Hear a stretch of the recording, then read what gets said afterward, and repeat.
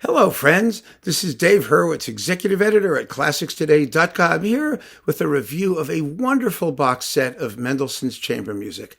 And I think that, if you don't know Mendelssohn's chamber music, you're really missing something great. I mean, I've said this before. He was one of the all-time great 19th century chamber music composers. And, aside from a couple of works, his chamber music really isn't that well known. And it deserves to be. We have here, this is all of his chamber music for strings, the quartets, the quintets, and the octet.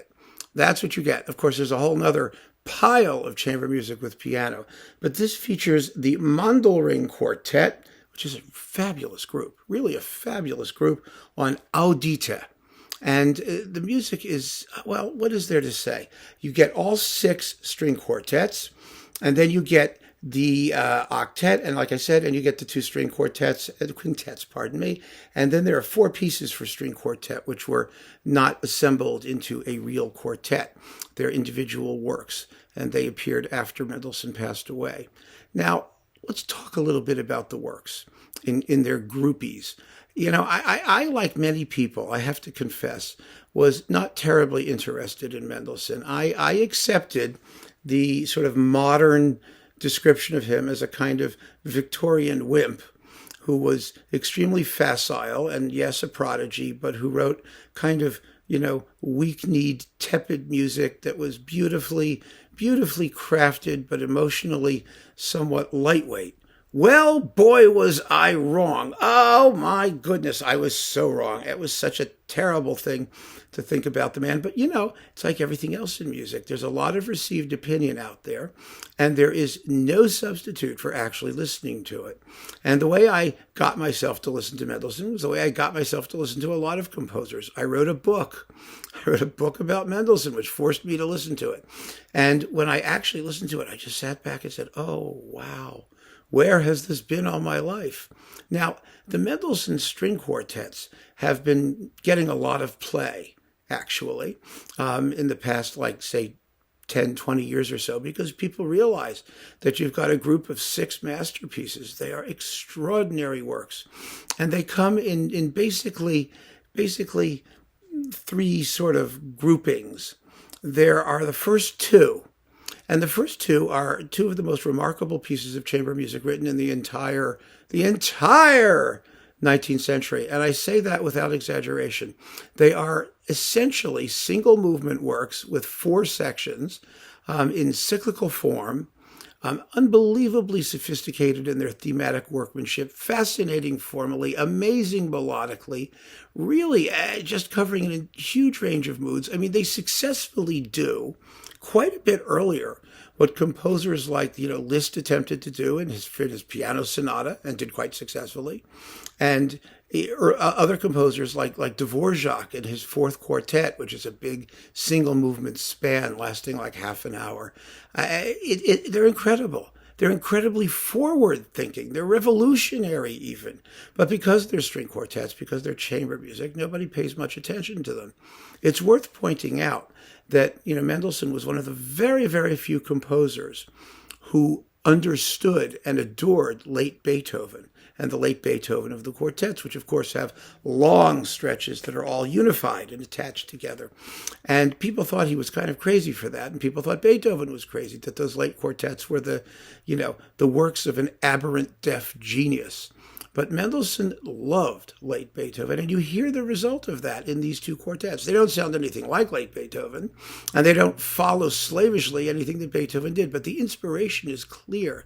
The inspiration is clear in their elevated tone and in their incredibly sophisticated formal outlines. They're wonderful, wonderful, wonderful works, and you really need to get to know them. And the Mandelring Quartet does a stunning job with all this music. I mean, these are among the best performances out there. There are some really great versions of the Mendelssohn quartets out there right now, but these are as good as any, and they're fabulous. So those are the first 2. Now, the next 3, they're all part of Opus 44, I think here. Let me see here. Opus 44, only has 2. There's also an earlier E-flat major quartet that came before the first 2. So let me not make things too complicated, which is a lovely work. And it's an early Mendelssohn piece in a far more sort of classically, balanced and referential type, with Mozart, generally speaking, as the model. But let's move along now. So that's the early one, numbers 1 and 2, which are opus 12 and 13. And then we get opus 44, numbers 1 and 2. Now, opus 44 and 3. I'm making a fool of myself. I'm sorry, folks. You know, I keep saying there are 6 Mendelssohn quartets. I forget the early one, the E-flat one. There are 7. There are 7 Mendelssohn quartets, and I'm just a dope. I mean, I love these works dearly, but I can't keep track of them. Doesn't that say something? Anyway, okay, so opus 44, I thought there were 3 of them. Come in numbers 1, 2, and 3, and here they are. All I have to do is look at the back of the box to get this straight. It just goes to show, folks, you know, we all have our fallibilities. So 1, 2, and 3 are mature Mendelssohn, and they are more classicizing than numbers 1 and 2. And for that reason, they tend to get dismissed by people who think that because they employ, you know, strict form, particularly sonata form in the opening movements with repeats and all the normal stuff, that there's something somehow bad about them. But of course, that's stupid. What matters is not whether they follow a form. What matters is whether they're good at following the form and whether the composer knows what he's doing and using the form. And Mendelssohn certainly knew what he was doing. They are also lovely, lovely works with particularly zippy finales, by and large, exquisitely written. You know, there was a guy who wrote books about the Haydn string quartets, particularly Hans Keller. He was a Schoenberg student. He worked for the BBC. He was out of his mind. He was a real loon. But he trained string quartets, among other things. He was a quartet maven. And his contention was that after the Haydn quartets and some of the Beethovens, only some, you know, the only true, real, honest-to-goodness string quartets were by Mendelssohn and Schoenberg and Brahms, kind of. He was really rather picky in what he said a real, true, honest-to-goodness, genuine string quartet was. But Mendelssohn's were. And his definition of a string quartet, Mr. Keller's, was actually quite worth knowing. It really was, because what he said is that, you know, it's an absolute mistake to believe that string quartets involve, you know, 4 equal voices that are, you know, communicating in dialogue all the time. Oh, that's nonsense. He said, if you do that, you're going to get a clogged up mess, which is what happened actually with Brahms on a couple of occasions, and quite a few other composers. Beethoven's Opus 18, arguably. Some of Mozart's. There's a tendency when you have these 4 theoretically equal voices to make them equal in truth, which is never what happens in good quartet writing, Keller said. And I think he was right. What he said is that the 4 voices are potentially equal. But what you really have in a string quartet is duos, trios, occasionally passages when all 4 people are engaged in doing their own thing. But most of the time, what you have is an accompaniment and a tune on top, if you know what you're doing, because you need to have variety of texture. Otherwise, you're just going to have mud. And it's going to be very fatiguing and monochromatic. Mendelssohn never writes mud. That's the point I'm trying to get at. His quartet writing is consistently diverse and wonderful in its multiple combinations. So it's just totally amazing. So after Opus 44, now that we've gotten this straight with the 7 Mendelssohn quartets, not 6, can't believe I did that.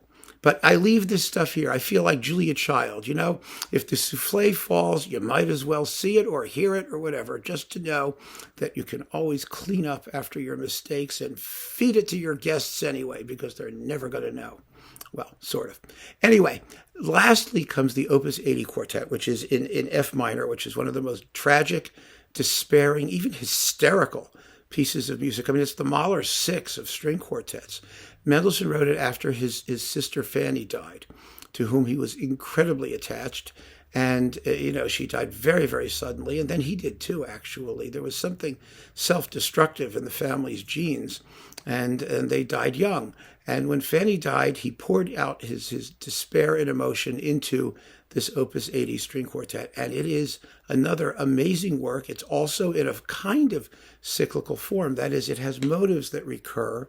The last movement is a kind of refinement and gloss on the first movement thematically, But none of that matters. What matters is the piece, which is terrifying. It's absolutely, one of you asked me to do a talk on the most emotionally draining pieces of music, the 10 most emotionally draining pieces of music. Well, this would be one of them. This is a harrowing piece of music, and it totally destroys any notion that Mendelssohn was somehow, an inhibited Victorian type. Boy, was he not, and certainly not in his Opus 80 string quartet, which is often known as the 6th, even though it's the 7th. I've seen it that way many times.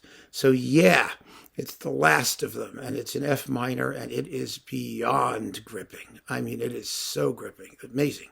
Amazing piece. Okay, so after the string quartets, you have the quintet. And the quintets are almost completely unknown. They were, for me, one of the major discoveries. I'm taking the little box out here so I can just look at the track listing. Here we go. The quintets are absolutely stunning. I'm really, really amazed that they're not performed more frequently, especially number 2, which has a slow movement, Adagio e Lento, that leads into the finale, which is one of the most sort of spiritually transcendent pieces of music you will ever hear. And anyone who knows me knows I am not into spiritual transcendence. Not a bit, but you can't miss it. It is glorious. I mean, it's so, so beautiful. They're wonderful works, and I wish they were played more often. I mean, quintets generally don't get a lot of play. I mean, these are viola quintets. This is the Mozart style of quintet writing with 2 violas. And they are, what can I say? I mean, after Mozart's and before Dvorak's and those people and the Schubert quintet, which is for 2 cellos, they're the great works in the quintet repertoire. And why they don't get performed or acknowledged as such, I am completely at a loss to tell you.